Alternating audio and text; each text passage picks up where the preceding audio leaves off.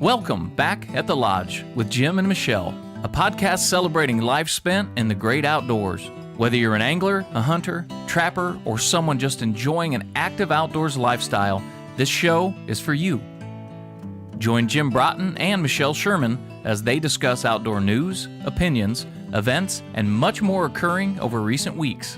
It's time now to pull up a chair, pour a favorite beverage, gather close to the campfire, and kick up those tired feet and relax, because you're back at the Lodge. Welcome to Back at the Lodge with Jim and Michelle and special guest. That's right. We have a very special guest this morning. Who might you be? I am Elsie Broughton. Elsie Broughton, who happens to be my 9-year-old daughter. She's actually joined us before. I think we talked about turkey hunting once, didn't we? Yep. Still cute as a button, even though you're a year older. Well, she came from good stock, so. Good Norwegian stock. That's right. Speaking of, you had a huge family reunion. We did. The last time we had a Broughton family reunion of that magnitude was about 30 years ago. And we had about 100 people that came from 8 different states. Wow. All the way to Minnesota, from California, Washington, Oregon, Arizona. And you said you'd never do it again. And that actually was part of the reason we had so many people. Because they're like, this is never going to happen again. This may not happen again, so... It will, too, happen again. Well, Elsie's going to take it up. I said it won't happen from this generation. It'll be you. Yeah. Let's see, in 30 years, you'll be how old? 30 plus 9. 39. Oh, boy. So it's in your hands to plan the next reunion. All right. 30 years from now. Think you can handle that? Yes. Did you meet a lot of cousins? Yes. Did you have fun? Yes. We actually had a very good time. I saw the cake, the Norwegian cake. What was it called? Yeah, it's called a krunsakake. That's cool. It's a Norwegian wedding cake, and there was no wedding. There was no wedding, but that was super cool. Yeah, it was. There's not a lot of people that know how to bake one of those. Where'd you get it from? My cousin picked it up in the cities. Twin Cities. There's a place Norwegian in Minneapolis baker. called Ingebrigtsens, and they're probably nationally known for their Scandinavian type ware. They've got everything from meats to bakings to just hard good type stuff. And they didn't actually make it, but they put us in touch with the person that makes those type of cakes on a contract. And I think my cousin paid plenty for it. I would imagine. But that was cool. That was like the centerpiece, man. Right. Well, I'll get Michelle a picture and she can put it on the site. It's very neat. And my mother-in-law still makes those little sand buckles. Yeah, she makes those every Christmas. Yep. And we're German, but I don't know. Well, everybody wants to be Norwegian. we know that. Not everybody can, though, can they, Elsie? No, they cannot. It's kind of cool because we're not going to dwell on this too long, but my farm that I own has been in the family 161 years. And when my great-great-grandparents came over from Norway, it was quite a trip.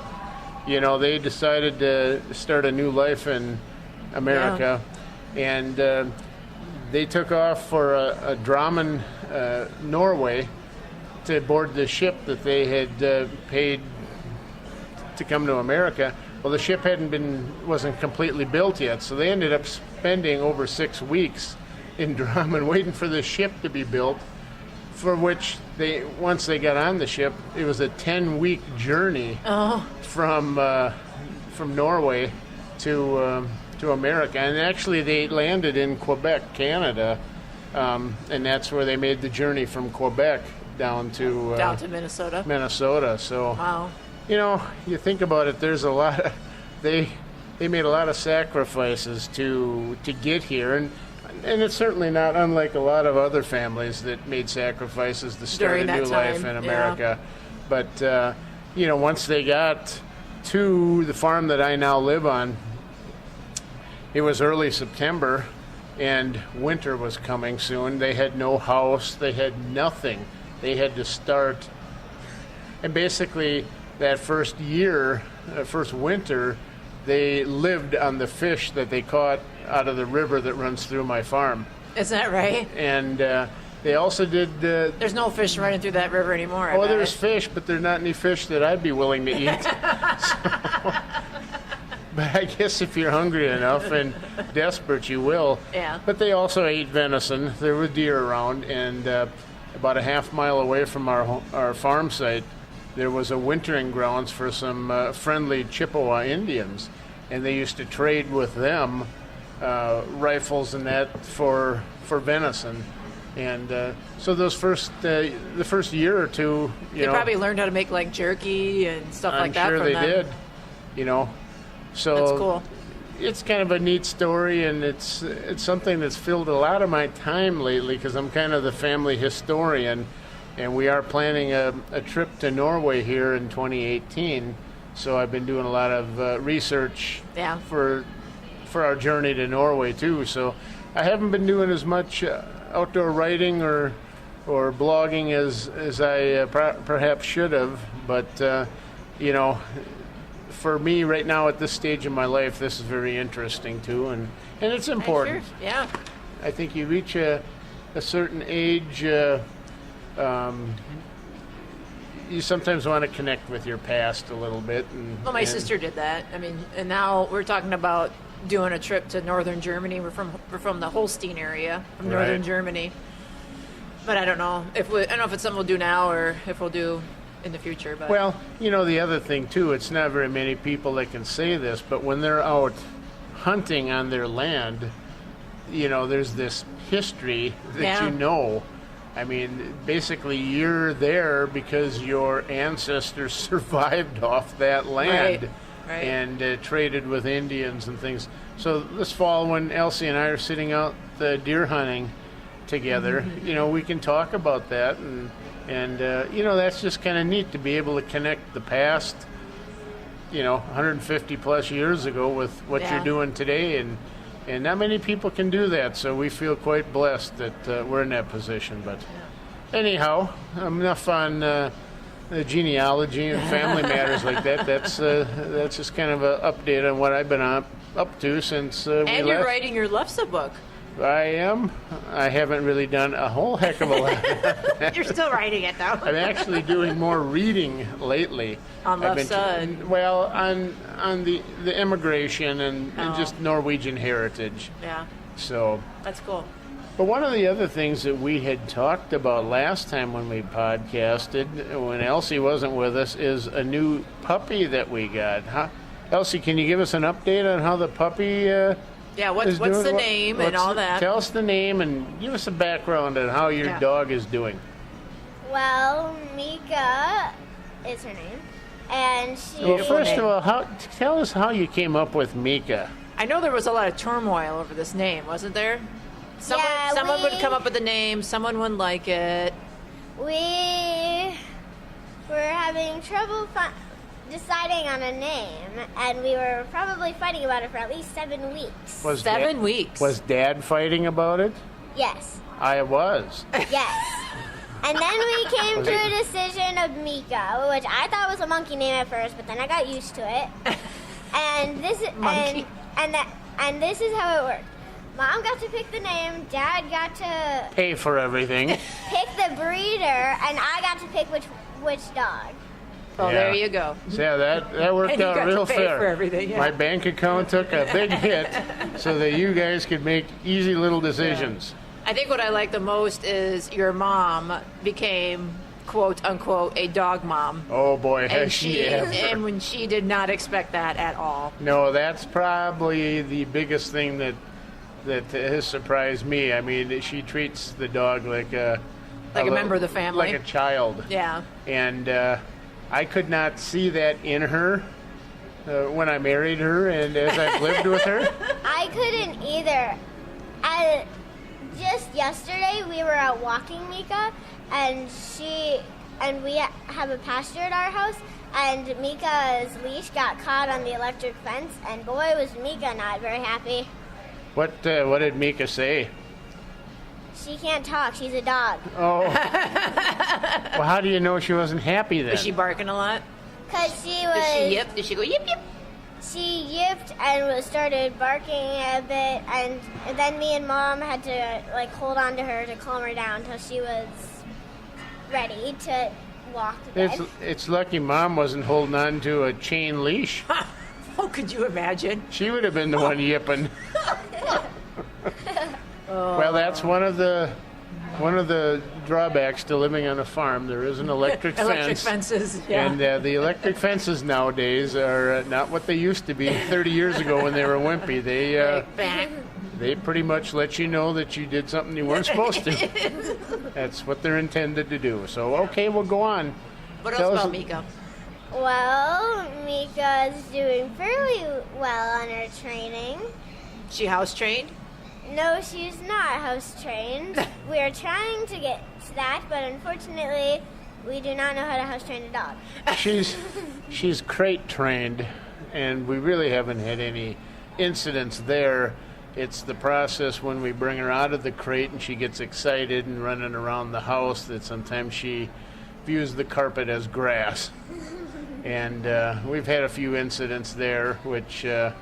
So that carpet in the living room might need to be changed. Well, we suspected a couple years from now. We suspect it probably will anyway. But so that's really our only problem. She's coming along nicely. She's been going through her rebellious teenage years here. Dad, But we've she's been- not even 7 years old in people years yet. I'm just giving an analogy here.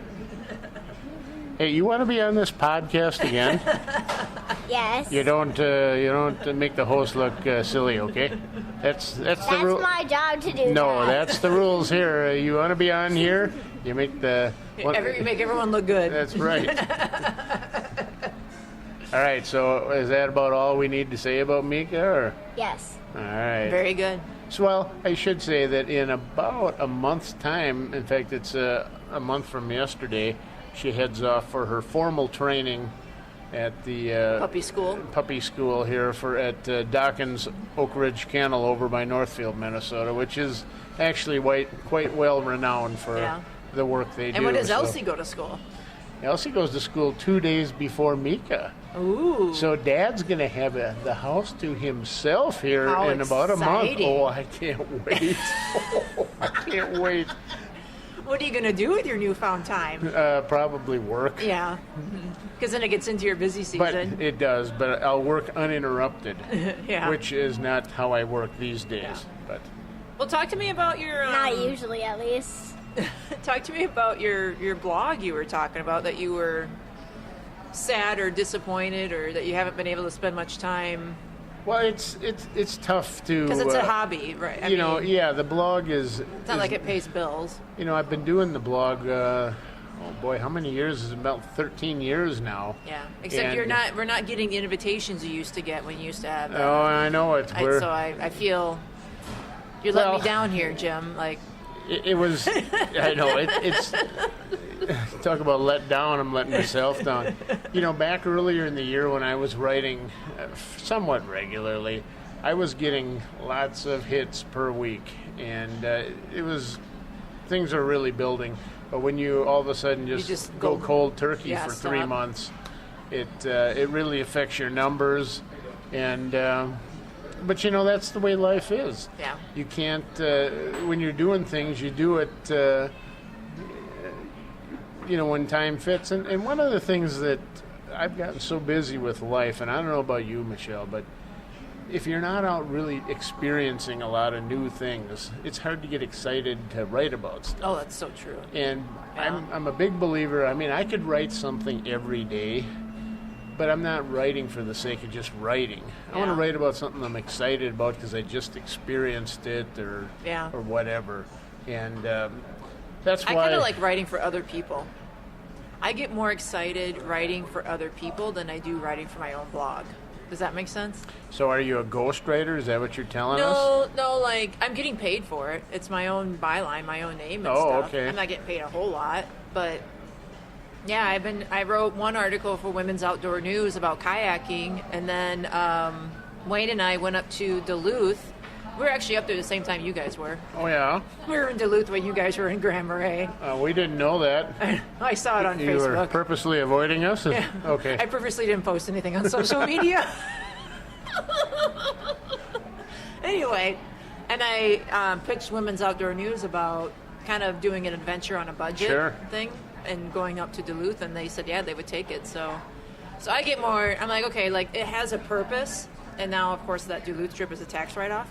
But but it has, you know, to me, like it's like it has more of a purpose rather than just putting it on my blog and who knows, Right. you know, like it, I don't know. Well, what do you think the state is of blogging and podcasting and doing all the video stuff? I mean, is blogging trending downward and some of these other... I think you can have an argument both ways about blogging. I think a lot of people are turning to Instagram as almost like a microblog, Okay. you know, and using pictures to tell stories and not necessarily having these full out articles with 5 or 6 photos that you used to do back in the day. Are you doing that a lot with your clients? Yes. Okay. Yeah. And then when you talk to someone about like, oh, you should really have a blog on your website for SEO purposes more than anything, it's just like, man, it's just one more thing I got to do. It's one more thing I got to deal with, and it's not worth it.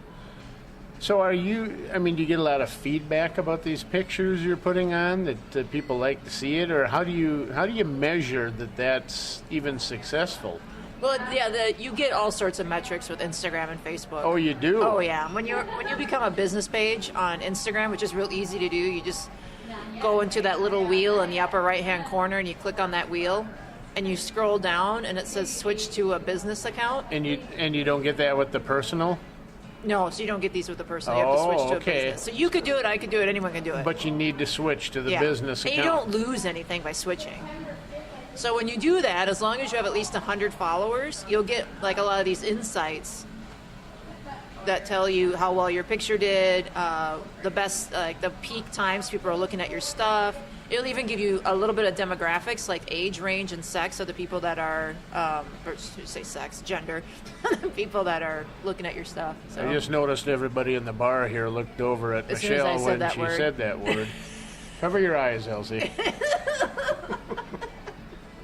Okay, so when you switch to a business account, then are they hitting you up that you need to pay for things, or No. Okay. No. It's So- only your benefit to switch to a business So if account. you have 100 followers, there's really no downside to switching over. Right. If it's like I haven't done it for my personal account because I don't care. You know, like I don't need those metrics or whatever. Okay, But but how long would it take you to switch your? Is this something that's just? it's instantaneous. Okay. As soon as you do it. Well, that's interesting. I haven't played around with Instagram as much lately as I used to, and I think it's Yeah. come a long way. It has, over the yeah. last year or two. Yeah. So, okay, so aside from Instagram, is there any other things? I think video. Anyone who is anybody coming out into the world nowadays really needs to know video. Like they need to know video editing. They need to know all the software. Like I feel like you just can't not know it anymore. Now, is there about to be some changes in the video world? I've heard somebody talk about, is there like a 4K coming? 4K video? Well, that's been around I think for about like But one of my clients just bought a 4K camera. Like it's been Right. around for a little while. But aren't there more TVs and things that are coming out here in the near future that's going to make that more Yeah. popular? I think the TV Wayne and I bought last fall is a 4K TV. Oh, it is? Yeah. Okay. But just, it's just, like, remember when we went to HD, it's the same thing. Like, not every cable channel, not every show was filmed in HD, but here you had this HD-capable TV. It's the same thing. No, but I mean, what I guess I'm getting to is if somebody's going out to invest in that equipment, they might as well invest in that next generation, even if it's, or is it It might be a little too early? too early yet. might Okay. be, but, Okay. yeah. If you're just starting out, no. But if you're like some of my clients who've been doing this for years and years and years, yeah. Well, okay, so to get into the video world, what type of investment does a person need to make at a minimum? I think it's more of the soft skills, like of knowing what to do as far as how to film, how to edit, really how to edit, because everything's going to YouTube, and people, and then like Instagram and Facebook, videos are the future for both those platforms. So, I mean, I have an editing software on my phone that I will use to edit and slice videos together, and I don't know what I'm doing. But even that, I paid like $5 for this app. And Are you going to make us guess what that app is called? I don't know. I have to look it up now. I don't know. But anyway, right, I'm just but I saying, mean- like, people always say, like, how do I get in the outdoor industry? How do I blah, blah, blah, blah? Video. Video. Video. That's all there is to it. Yeah, I can't find it right now. All right, so are you talking about video where somebody just standing and talking to the camera, or are you talking about where they're actually doing something with the video to show how to perform a task? I'm talking like editing. I'm talking like someone gave you a raw file and they're like, we need to put this up on YouTube, we need to put it up on Facebook, but it's a lot of mumbo jumbo and you need to figure it out. That's what I'm talking about more. I think being a videographer, like I don't want to say like anyone can be a videographer, but to start out, yes, anyone can be a videographer, and there's a very elite group of people who, just like with regular photographers, I mean, the more you do it, the better you're going to get at it. Do you know of any training or workshops or anything like that where people in the outdoors world are It's going? all online. Is it? Yeah. Because I remember probably 7-8 years ago, there were some workshops Yeah. on how to do video for, Yeah. I didn't know But if if you're they if you're going to learn how to use like any one of the softwares that's available, I mean, those software companies have training workshops and whatnot. So it's really like anything else in life. You just have to dedicate a lot of time and play around with it and You experience just got to do it. Yeah, you just got to do it. So, and then like we've said before, like how Melissa Bachman started out, she was an intern who never got paid. Right. And so, like, if you really, really want to be a videographer, you really want to know how to do this, go to someone locally in your area and say, hey, can I shadow you? Can I help you? Can I be an assistant? You don't have to pay me. Let's try it for Right. 6 months. Let's try it for 9 months or whatever. And do you think the reception most people get is pretty welcome for that? Or, I think it's how you approach it. yeah, I suppose.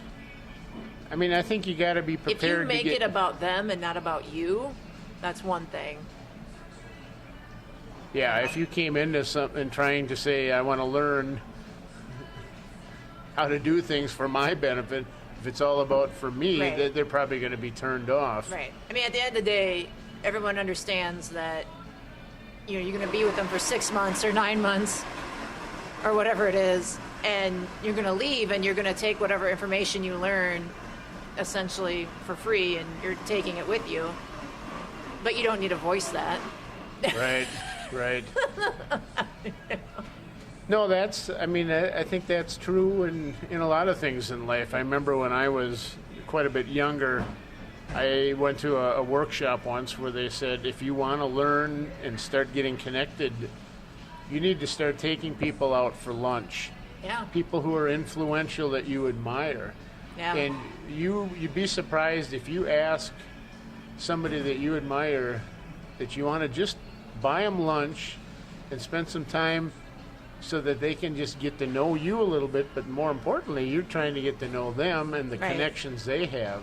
Right. Then they can become invested, and really what an easy thing to do. Yeah. You know. Or even if some people get turned off by that whole buying lunch thing, even if you said, and I do this in my world, I'll say, look, I want to pick your brain, but I pay for my picking, so to speak.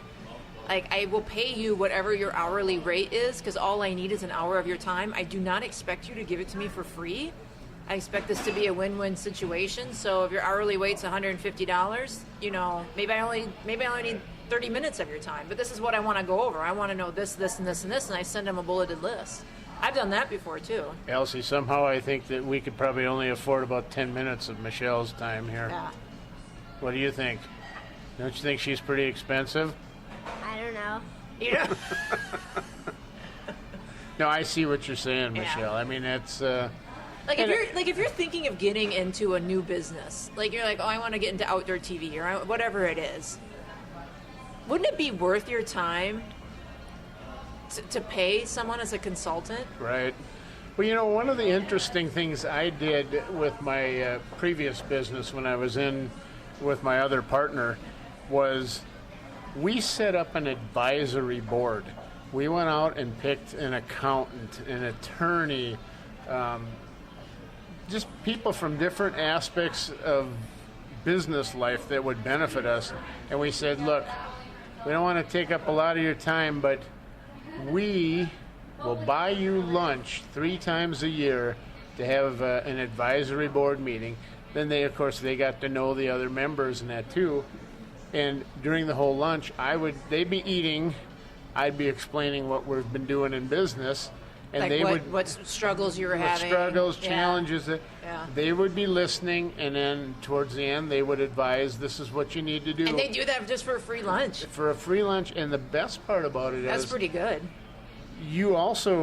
They were invested in you because they were giving you advice. Right. And as the person that was getting it, you felt like you had to carry through on those things, because if you didn't want to disappoint them, or they'd say, this isn't worth it.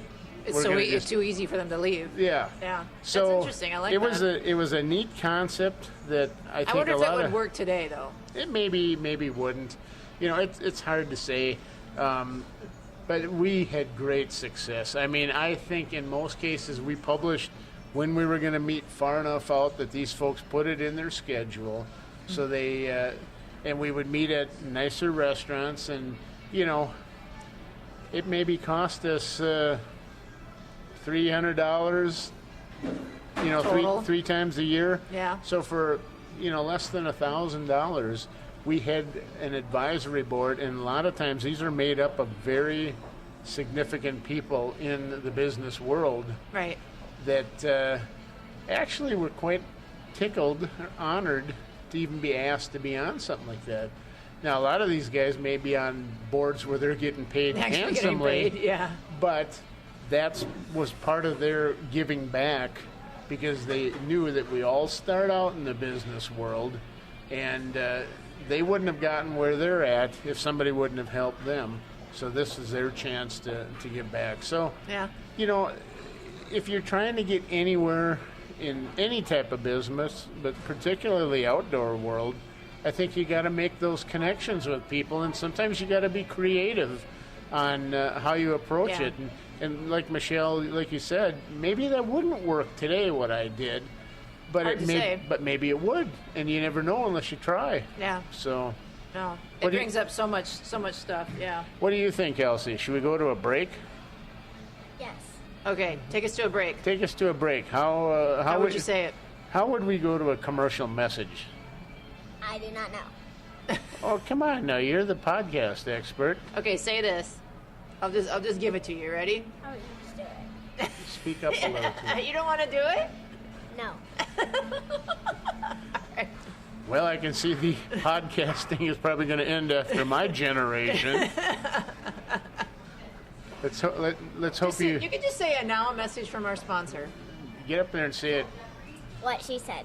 Oh, all right. We'll be back after this. Hey, this is Cole Reed with Stewards of Wildlife. We're spearheading the Rhinos Forever project right now, and we could really use your support.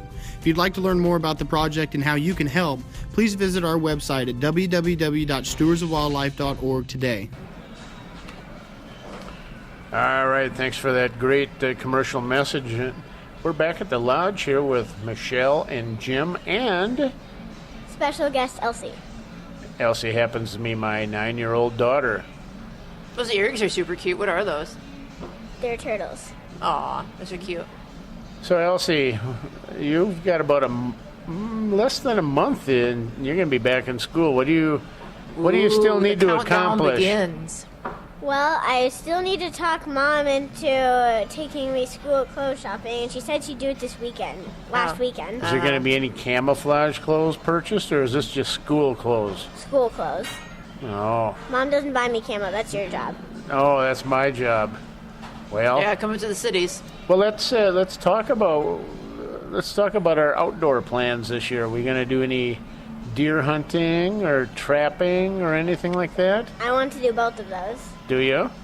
All right. Yeah, you've already passed your hunter's ed, right?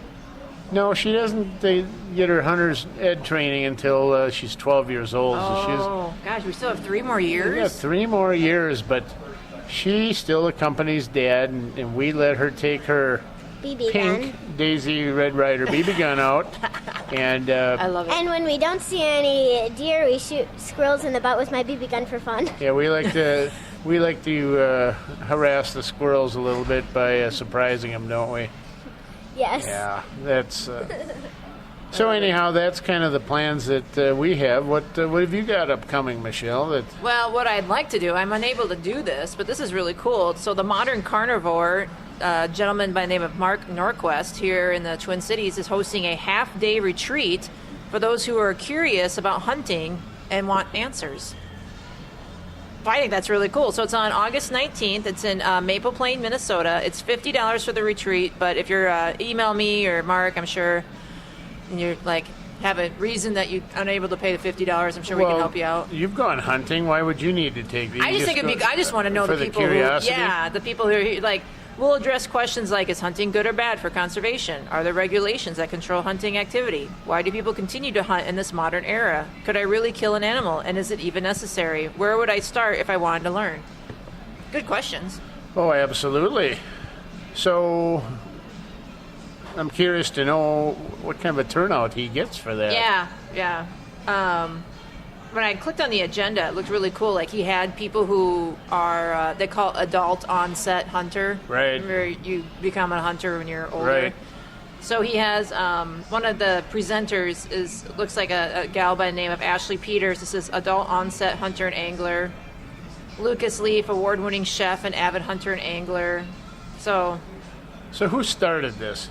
Is it Mark Zuckerberg that kind of made it? I don't know who started that. Yeah. I mean, I think it's a great thing for our sport and everything. Yeah. But I'm just curious if there's really that much of a demand out there, or I think not. there is. There's people who are very curious about it. There's these foodies, if you want to call it, who want to know more about where their food comes from, and with that is actually going through the process of killing an animal and all that jazz. But with that, it almost makes me wonder, Michelle, if it isn't kind of a trendy thing. I mean, do you think it's just the current trend, or do you think it's something that... to be seen, I guess. Yeah.